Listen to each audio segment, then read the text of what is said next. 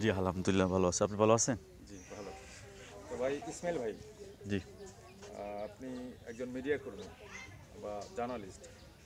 তো হাইমচরের যে অপার সৌন্দর্যতা, এখানে বিভিন্ন অঞ্চল থেকে মানুষরা ঘুরতে আসেন, ওই দেখতে আসেন, বিশেষ করে রায়পুর, ফরিদগঞ্জ, রামগঞ্জ, হাজীগঞ্জ সহ এই অঞ্চলের বিভিন্ন মানুষরা প্রাকৃতিক সৌন্দর্য নদীর যেই সৌন্দর্যগুলো উপভোগ করার জন্য এই অঞ্চলে আসেন।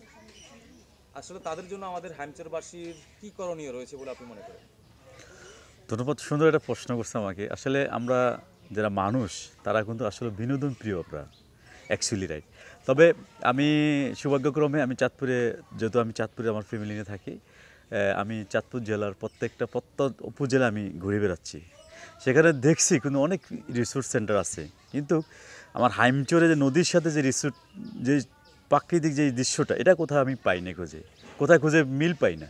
আসলে আমাদের এখানে যদি এই নদীর পাশে যে এই সমস্ত ছোটো ছোটো রিসোর্টগুলো তৈরি হয়, তাহলে আমাদের এই এলাকার যুব সমাজ যারা আছে তারা এই বিনোদনের তারা যাবে।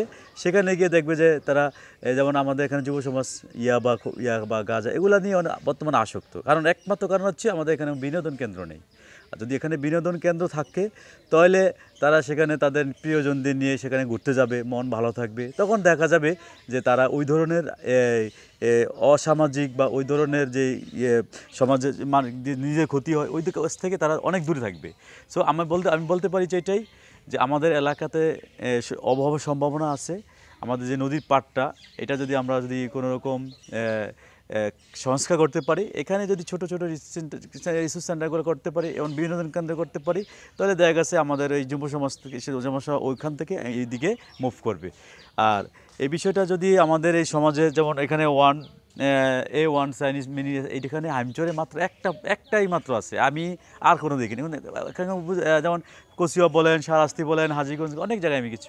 প্রত্যেকটা উপজেলায় মানে জায়গায় জায়গায় যেখানে সুযোগ পায় মানুষ সেখানে এই ধরনের বিনোদন বা এখানে কফি হাউস বা এই ধরনের কোনো রেস্টুরেন্ট বা খুব সুন্দর সুন্দর তারা এইভাবে ছোটো ছোটো করে গড়ে তুলছে, অর্থাৎ ওখানে মানুষ ধাবিত হয়। আর ভাই একটা কথা বলছেন যে আসলে প্রত্যেকটা উৎসবমুখী যেমন ঈদুল আজহা, ঈদুল ফিতর, তা পয়লা বৈশাখ, তারপর বিভিন্ন অকেশনে আমি দেখছি হাইমচরে অনেক লোক বিভিন্ন উপজেলার থেকে এখানে আসে।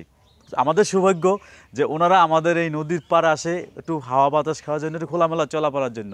আর আমাদের উচিত ওদেরকে একটু ব্যবস্থা করে দেওয়া। যেমন এখন নদীর পাড় আসে, যেমন দেখা যাচ্ছে রৌদ্র পড়ে, তখন যদি এখানে যদি কোনো ছায়ার জন্য ছাতা তৈরি করে দিতে পারি আমরা, তাহলে তারা করবো যে হাইমচর গেছি, একটা স্পট পাইছি, ওখানে খুব দেখার মতো আছে সব কিছু। এখন আমার হাইমচরটা সারা বিশ্বে ছড়িয়ে যাবে যে হাইমচরে এই ধরনের আছে, মানুষের আচার আচরণ ভালো। আমরা যদি তাদের সাথে ভালো ব্যবহার করি, তারা অবশ্যই আরও একজনের কাছ থেকে আরেকজন জানবে। তখন দেখা গেছে আমাদের হাইমচরে এই সমস্ত লোক আসলেও, যেমন অটো ড্রাইভার, সিএনজি ড্রাইভার, রিক্সা ড্রাইভার, ওরা কিছু ইনকাম করতে পারে হিসেবে। আবার এছাড়াও যখন বিনোদনের জন্য আশেপাশে যেমন ফুচকার দোকান আছে, চটপটির দোকান আছে, এরাও কিছু আর্থিক লাভবান হয়, এতে আমাদের অনেক লাভ হয়। আমরা চাচ্ছি যে এদেরকে আমরা যদি ধরে রাখতে পারি, এদেরকে নিয়ে ঘরে কিছু করতে পারি, তাহলে আমাদের হাইমচরের অর্থনৈতিক অবস্থা আরও ভালো হবে এবং সারা বিশ্বে হাইমচরের নাম ছড়িয়ে যাবে। ধন্যবাদ।